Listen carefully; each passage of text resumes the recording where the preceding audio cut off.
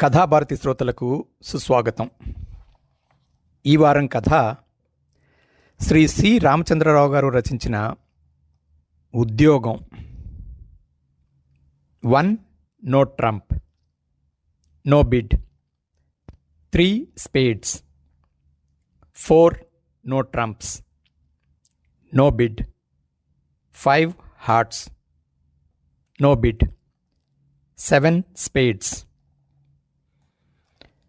రంగారావు కళావరు 10 ఆడాడు. జస్టిస్ జగన్నాథం 18 పాయింట్ల డమ్మీ చెయ్యి టేబుల్ మీద పరుస్తూ 4 స్పేడ్ ముక్కల్ని చూపించి పార్ట్నర్ని అడిగాడు. ఎలా ఉంది? థ్యాంక్ యూ పార్ట్నర్ అంది మిసెస్ జగన్నాథం. బేరర్ ట్రే తీసుకువచ్చాడు. ట్రేలో అప్పుడే వచ్చిన ఉత్తరాలు ఉన్నాయి. జస్టిస్ జగన్నాథం గబగబా అన్నిటి మీద దస్తూరి చూసి ఒక కవరు తీసి చింపాడు. ఎక్కడి నుంచి? మిసెస్ జగన్నాథం అడిగింది. ముందు నీ గ్రాండ్ స్లామ్ కానీ చెప్తాను. ఏం పర్వాలేదు చెప్పు. ఆడేటప్పుడు ఇవన్నీ పట్టించుకుంటే నీకు బ్రిడ్జ్ వచ్చినట్టే. జస్టిస్ జగన్నాథం నవ్వాడు. ఆయన బ్రిడ్జ్లో ఆరితేరిన ఆటగాడు. మిసెస్ జగన్నాథం కొంతకాలం క్రితమే నేర్చుకోవడం ప్రారంభించింది. క్లబ్లో ఆడాలని ఆవిడికి సరదా. అయితే అది అంత తేలికైన విషయం కాదు. బ్రిడ్జి ఆటగాళ్ళు ఏం చేయమన్నా చేస్తారు, కానీ స్నేహితులు కానీ ఎవరు కానీ తప్పు ఆట ఆడితే మటుకు విమర్శించకుండా ఉండలేరు. నేర్చుకునే వాళ్లతో ఆడటం చాలామందికి ఇష్టం ఉండదు. కొత్తగా నేర్చుకునే రోజుల్లో వీళ్ళు పడే భయం, సందేహం ఏ కొద్ది మందికో కానీ జ్ఞాపకం ఉండదు. జ్ఞాపకం ఉన్నవాళ్లలో కూడా ఒక రకం మనస్తత్వం అలవడినట్టు కనిపిస్తుంది. ఒకప్పుడు విమర్శకి ఎంత నొచ్చుకున్నా తాము ఒగ్గి నేర్చుకున్నారు కాబట్టి కొత్తగా నేర్చుకునేవాళ్లు కూడా అదే విధంగా నెగ్గుకుని రావలసిందే. ఏమైనా మిసెస్ జగన్నాథం క్లబ్లో బ్రిడ్జి ఆడటానికి ధైర్యం చేయలేదు.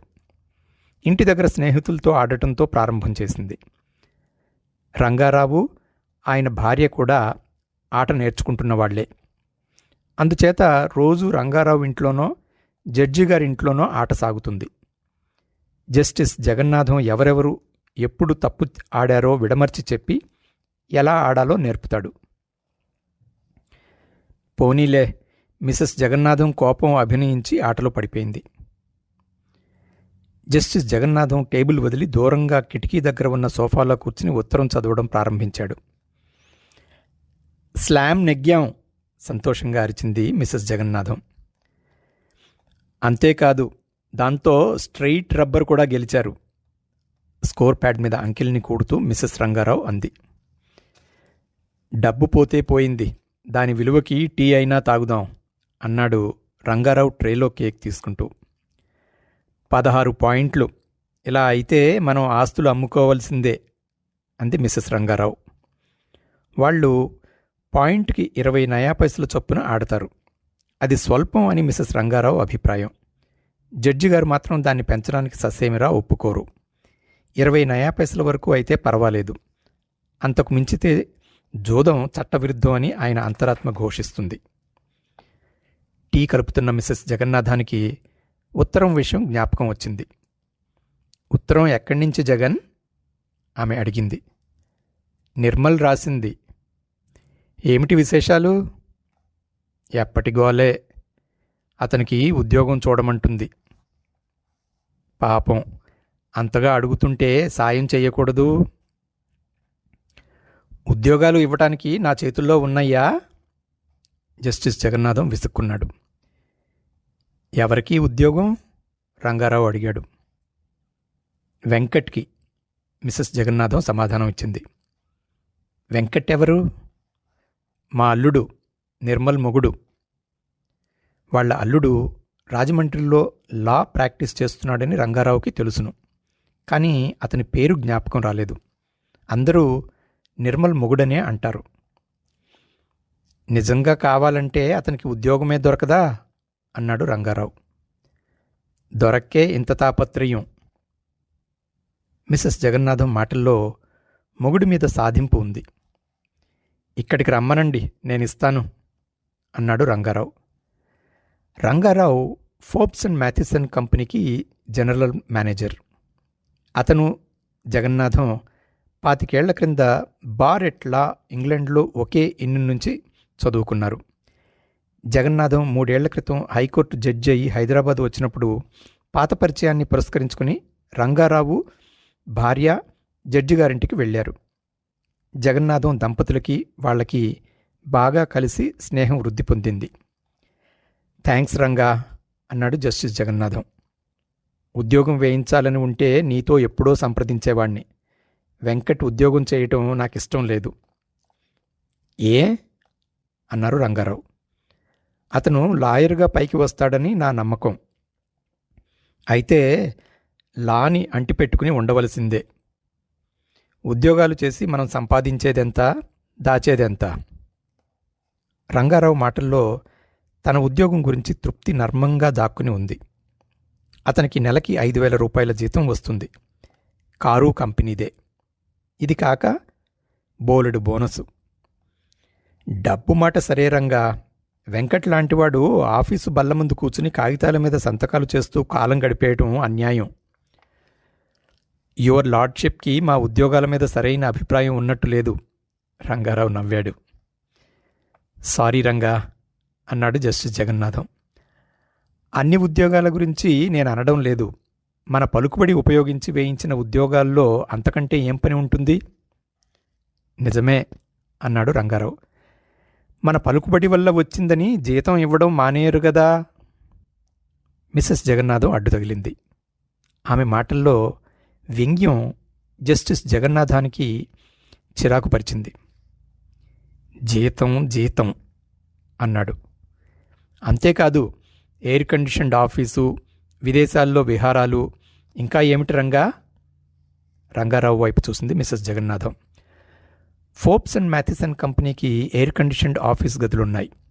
ఏడాదికి 1 నెల కంపెనీ ఖర్చు మీద భార్యాపిల్లలతో సహా రంగారావు ఊటీయో, కాశ్మీరో, ముసోరియో ఏదో విలాస స్థలానికి వెళుతూ ఉంటాడు. 3 ఏళ్లకొకసారి 6 నెలల పాటు విదేశాల్లో సెలవు గడపడానికి కంపెనీ ఖర్చు భరిస్తుంది. ఇంకా ఇటువంటి సౌకర్యాలెన్నో కంపెనీ అతనికి కల్పిస్తుంది. రంగారావు మాట్లాడలేదు. చిరునవ్వు నవ్వాడు. నీ అల్లుడికి మొదటే జనరల్ మేనేజర్ ఉద్యోగం వేయించేస్తావా ఏమిటి? అన్నాడు జస్టిస్ జగన్నాథం.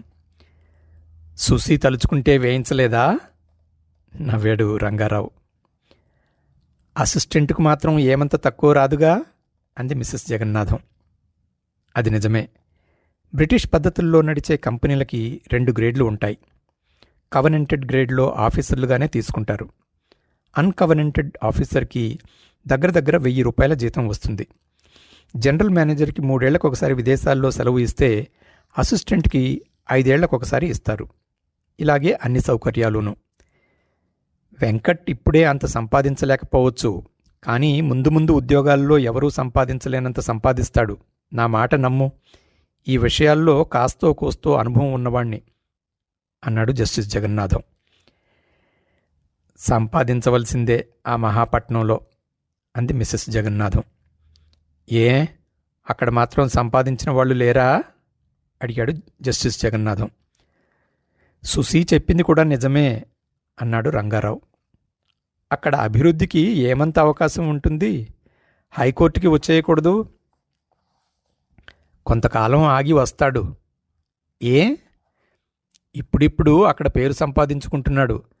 ఇంకొక 2-3 ఏళ్లు ఉండి దాన్ని స్థిరం చేసుకుంటే హైకోర్టుకి వచ్చిన తర్వాత ఆ వైపు పనంతా తనకే వస్తుంది. నీ పిచ్చి నమ్మకమే నీకు అంది మిసెస్ జగన్నాథం. మొదటిసారి వెంకటరమణని చూసినప్పుడే జగన్నాథానికి అతని సామర్థ్యంలో నమ్మకం కుదిరింది. అప్పుడు జగన్నాథం రాజమండ్రిలో డిస్ట్రిక్ట్ అండ్ సెషన్స్ జడ్జిగా ఉండేవాడు. వెంకటరమణ తన సమక్షంలో ముద్దాయి తరపున లాయరుగా వాదించాడు. కూనీ కేసు పల్లెటూళ్ళలో 2 పక్షాల మధ్య కక్షలు. ముద్దాయి 3 మనుషుల్ని నిష్కారణంగా పొట్టన పెట్టుకున్నాడని ప్రాసిక్యూషన్ కేసు. ఉరిశిక్ష తప్పితే అదృష్టమే అనుకున్నారంతా. పబ్లిక్ ప్రాసిక్యూటర్కి సహాయం చేయడానికి హేమాహేమీలైన లాయర్లు ప్రాసిక్యూషన్ కేసు చాలా కట్టుదిట్టంగా తయారు చేశారు. అయితే కుర్ర ప్లీడరు తేలిగ్గా వదిలే రకం కాదని అందరికీ గట్టి నమ్మకం. పబ్లిక్ ప్రాసిక్యూటర్ ముద్దాయి మీద ఆరోపణలు ముగించిన తర్వాత వెంకటరమణ తన క్లయింట్ తరపున వాదించడానికి లేచి కోర్టంతా ప్రతిధ్వనించేలా ముద్దాయి నిర్దోషి అని ఉద్ఘాటించాడు.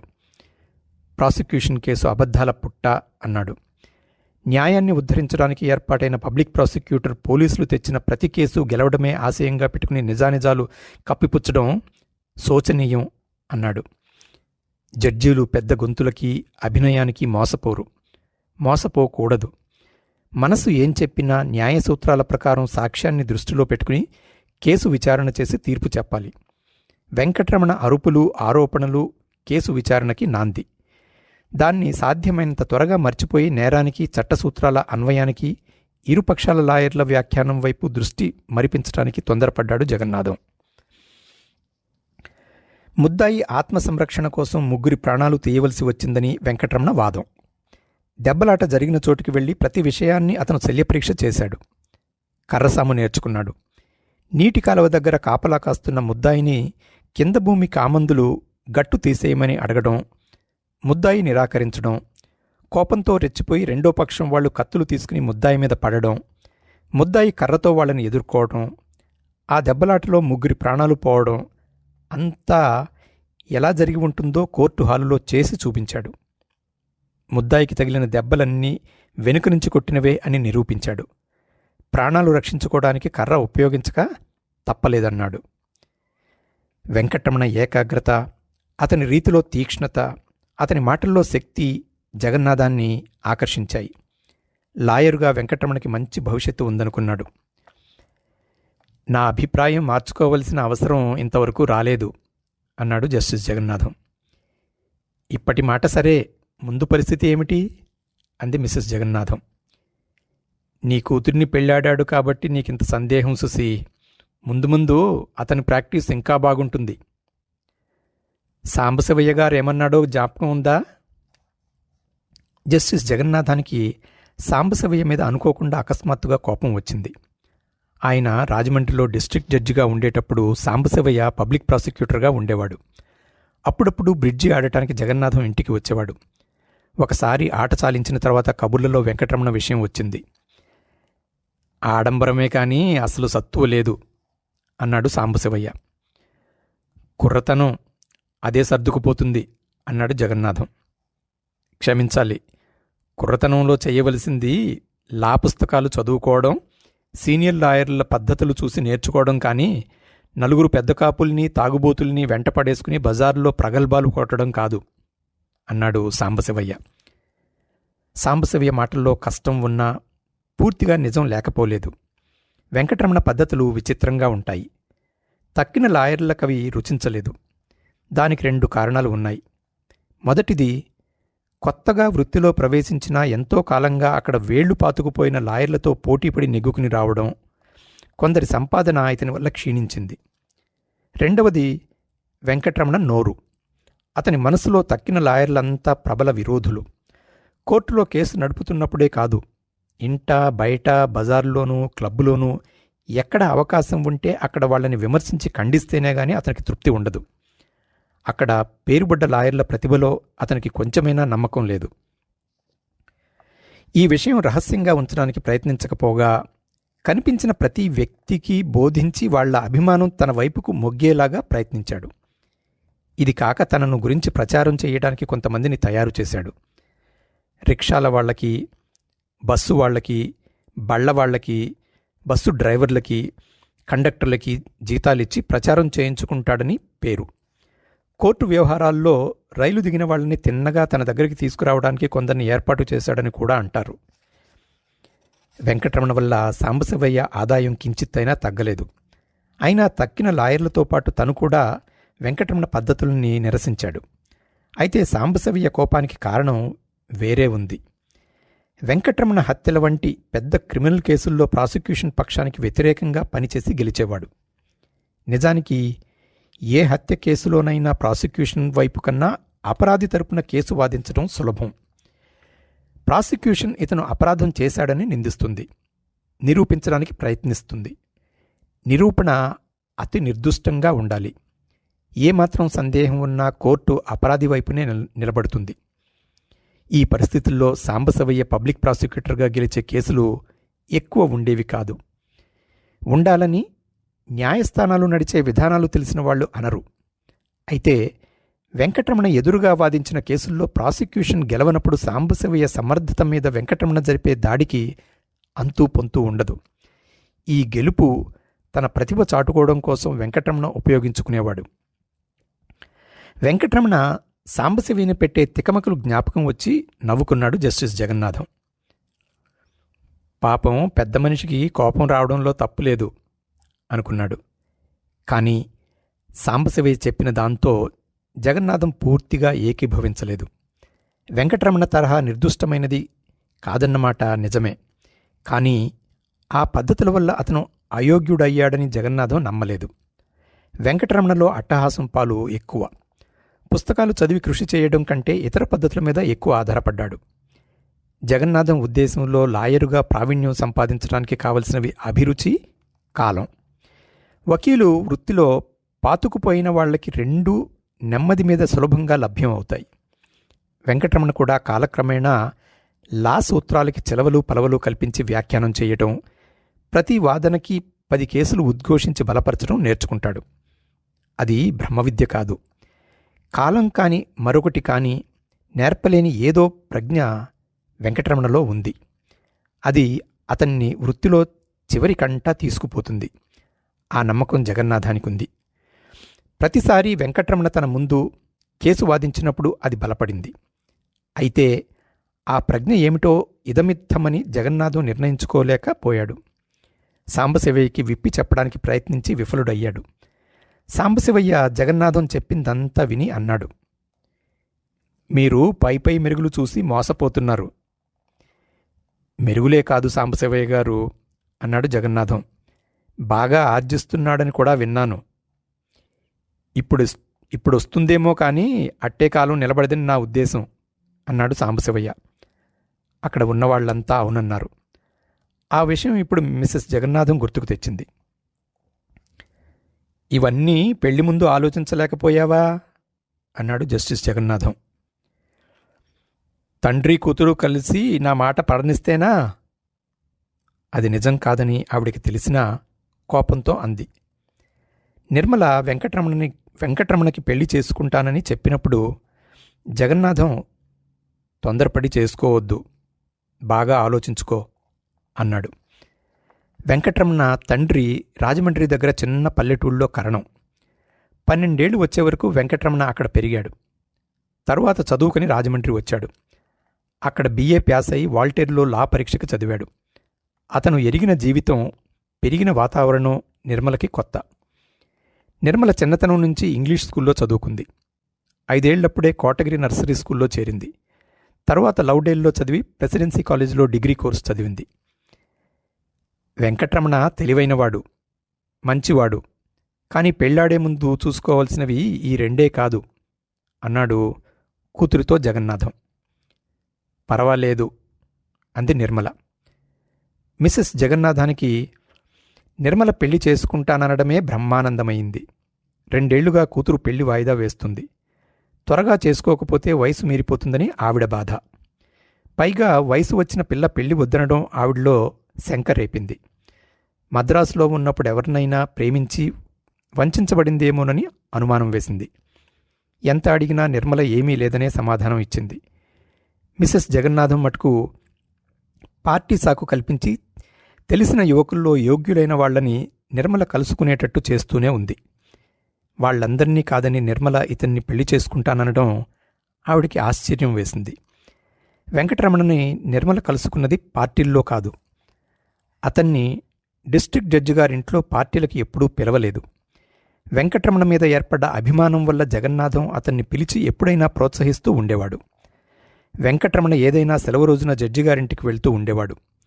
ఒకసారి వెళ్ళినప్పుడు నిర్మలని కలుసుకున్నాడు. ఆమె అతనిని ఎంతో ఆకర్షించింది. అప్పట్నుంచి ఆమెతో మాట్లాడడం కోసం తరచూ జడ్జిగారింటికి వెళ్లడం మొదలుపెట్టాడు.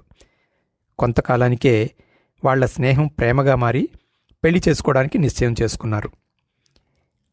ఇద్దరికీ ఇష్టమైతే నాకు ఇష్టమే అన్నాడు జగన్నాథం. మిసెస్ జగన్నాథానికి ఇంగ్లాండ్ వెళ్ళి వచ్చిన అల్లుడి మీద ఉన్నా ఈ పెళ్లికి అడ్డు చెప్పలేదు. ఆవిడికి కావలసినది కూతురికి నచ్చడం, డబ్బుండడం. వెంకటరమణకి కొద్దో గొప్పో ఆస్తి ఉంది.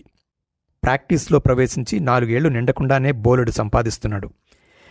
చాలా తెలివైనవాడని జగన్నాథం ఎప్పుడూ చెబుతూనే ఉన్నాడు. అంతకు మించి అప్పుడు ఆవిడ ఆలోచించలేదు.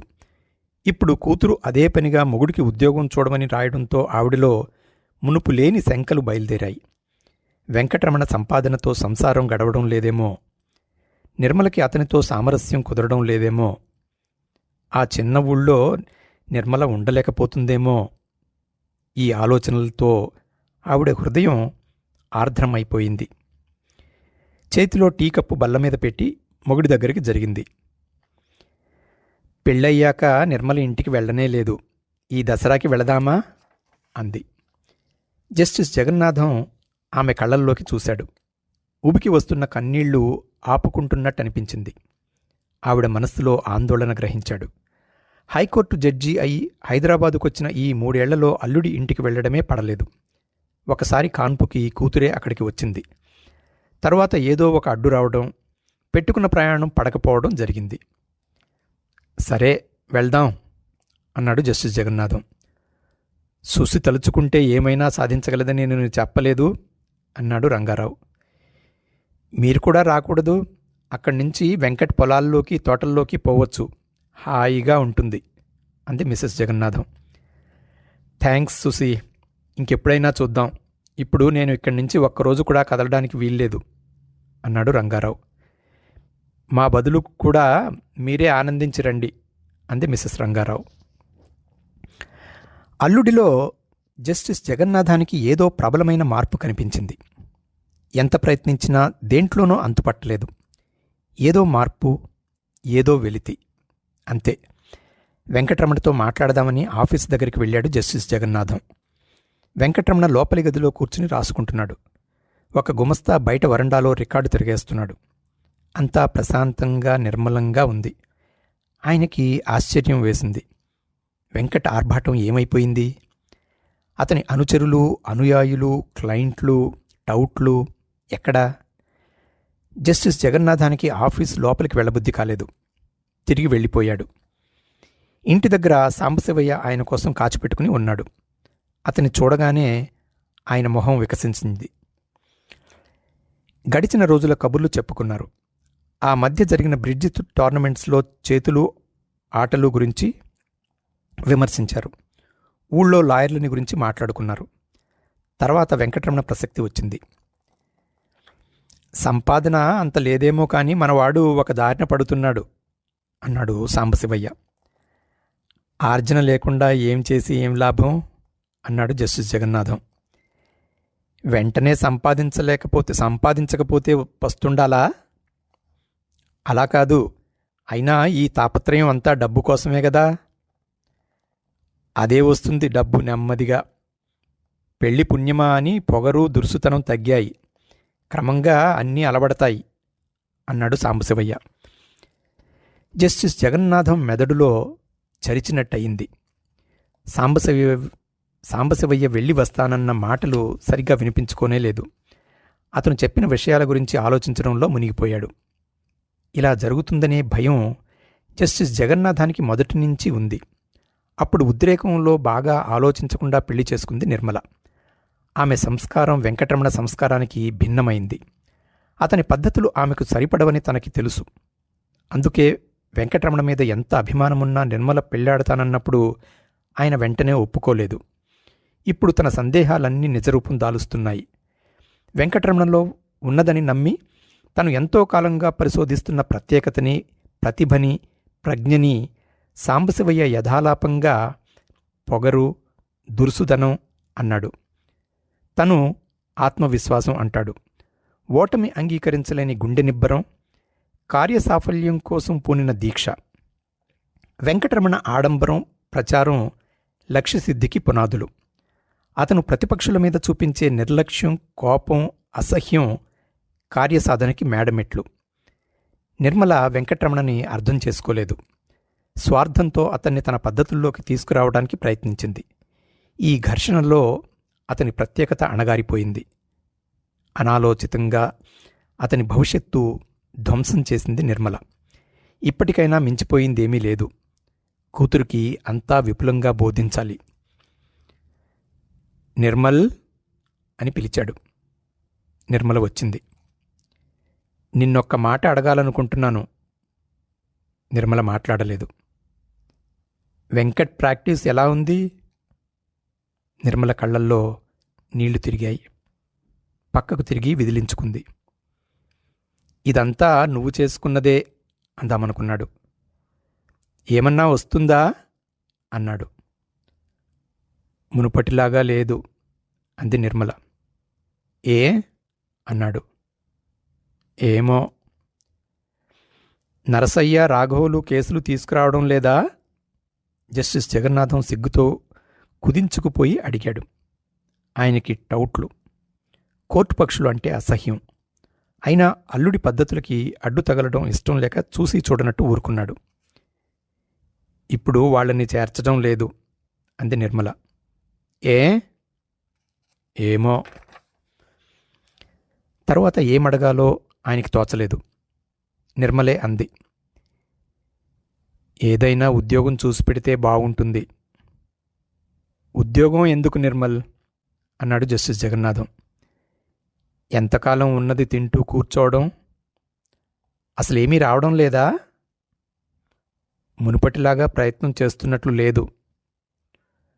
నువ్వు అతని పనిలో జోక్యం చేసుకోకూడదు నిర్మల్ అన్నాడు జస్టిస్ జగన్నాథం. నేనేం చేశాను? వెంకట్ పద్ధతులు మార్చడానికి ప్రయత్నించకూడదు. ఏ పద్ధతి అయితే నాకెందుకు? ఇంత సంపాదించి పడేయమంటాను అంతే. ఇప్పుడు ఇద్దరమే కాదుగా, పాపతో కలిసి ముగ్గురం. అవును అన్నాడు జగన్నాథం. నాకంతా అయోమయంగా ఉంది. వెంకట్ ఇలా మారిపోతాడనుకోలేదు అంది నిర్మల. అప్పుడే వెంకటరమణ ఆఫీస్ నుంచి వచ్చాడు. నేను భోజనాల సంగతి చూస్తాను అని నిర్మల వెళ్ళిపోయింది. వెంకటరమణ మామగారితో కబుర్లలోకి దిగాడు. ప్రాక్టీసు ఎలా ఉంది? జస్టిస్ జగన్నాథం అడిగాడు. బాగానే ఉంది అన్నాడు వెంకటరమణ. ఎంత వస్తుంది? అట్టే రావడం లేదు. ఏ? ఇప్పుడు మ్యాజిస్ట్రేట్ కోర్టుకు వెళ్ళడం లేదు. ప్రొహిబిషన్ కేసులన్నీ వదిలేశాను అన్నాడు వెంకటరమణ. నీ పని చాలా మటుకు ఎన్ఎస్ఎం కోర్టులోనే కదా, అక్కడికి వెళ్ళకపోతే ఎలా? జస్టిస్ జగన్నాథం అడిగాడు. ఇక్కడ కోర్టుల్లో వాతావరణం నాకు సరిపడడం లేదు. హైదరాబాద్ వచ్చేద్దామనుకుంటున్నాను. మునుపు వెంకటరమణ ఇలా మాట్లాడితే జస్టిస్ జగన్నాథం ఆశ్చర్యపోయేవాడు. ఇప్పుడు ఈ మాటలు అతని నోటికి అతికినట్టు సరిపోయాయి. వెంకటరమణ రూపులోనూ రీతిలోనూ కూడా ఎంతో మారిపోయాడు. సౌమ్యత, నెమ్మది అలవడ్డాయి. ఇక్కడి వాతావరణానికి ఏమొచ్చింది అన్నాడు జస్టిస్ జగన్నాథం. మీరు జడ్జిగా బెంచ్ మీద కూర్చుంటారు కాబట్టి మా పాటలు తెలియవు. నానాగడ్డి కరిచి అన్ని రకాల వాళ్ళని పట్టుకుని పాకులాడాలి మేము. నేను ఇన్నాళ్ళు పని సంపాదించడానికి ఎన్ని అవతారాలు ఎత్తానో తెలిస్తే మీకు అసహ్యం వేస్తుంది అన్నాడు వెంకటరమణ. తనకి తెలిసిన విషయాలు గుప్తంగా ఉంచడమే ఉత్తమం అని తోచింది జస్టిస్ జగన్నాథానికి. మళ్ళీ వెంకటరమణ అన్నాడు. పాపం నిర్మల్ మాత్రం ఎంతకాలం నా కోసం ఇక్కడ పడి మగ్గుతుంది? తన కోసమైనా హైదరాబాద్ వచ్చేయాలి. నిర్మల వచ్చి భోజనాలకి లేవమంది. జస్టిస్ జగన్నాథం తర్వాత తింటానన్నాడు. ఆయనకి ఇప్పుడు పరిస్థితి అర్థమైంది. ఇందులో నిర్మల తప్పులేదు. ఆమె వెంకటరమణని మార్చడానికి ప్రయత్నం చెయ్యలేదు. అతని మార్పు స్వయంకృతం. నిర్మల మీది ప్రేమ వల్ల, ఆమె సంస్కారం మీద గౌరవం వల్ల, తన నాగరికత, సంస్కారం మీద చిన్నచూపు వల్ల పుట్టింది. ఈ మార్పులలో అతని ప్రత్యేక ప్రతిభ అడుగంటిపోయింది. తిరిగి తెచ్చుకోవడానికి ప్రయత్నించమని చెప్పి ప్రయోజనం లేదు. చెప్పినా వింటాడనే ఆశ లేదు. విన్నా అది వస్తుందనే నమ్మకమూ లేదు. జస్టిస్ జగన్నాథం కుర్చీలో నుంచి లేచి భోజనాల గదిలోకి వెళ్ళాడు. వెంకటరమణ భోజనం అయిపోయింది. నిర్మల ఏవో సర్దుతోంది. వెంకట్ ఎక్కడా ఆయన అడిగాడు. కోర్టుకు వెళ్ళిపోయాడు అంది నిర్మల. నిర్మల చేతిలో పళ్ళెం సైడ్ బోర్డు మీద పెట్టి వెనక్కి తిరిగి చూసింది. మీరు మాతో హైదరాబాదు వచ్చేయండి, వెంకట్కి ఉద్యోగం కోసం ప్రయత్నం చేద్దాం అన్నాడు జస్టిస్ జగన్నాథం. అదండి ఈ వారం కథ. శ్రీ సి రామచంద్రరావు గారి ఉద్యోగం. వృత్తిరీత్యా వీరు లాయర్ కాబట్టి ఈ కథను ఇంత నైపుణ్యంగా, ఇంత లాఘవంగా రాశారేమో అనిపిస్తుంది. ఈ కథను ఆడియోగా రూపొందించడానికి అనుమతించిన రచయిత శ్రీ సి రామచంద్రరావు గారికి అనేక కృతజ్ఞతలు. కథాభారతి శ్రోతల తరపున వారికి ప్రత్యేక అభినందనలు. వచ్చే కథలో మళ్ళీ కలుద్దాం. అంతవరకు సెలవు. లోకా సమస్తా సుఖినో భవంతు.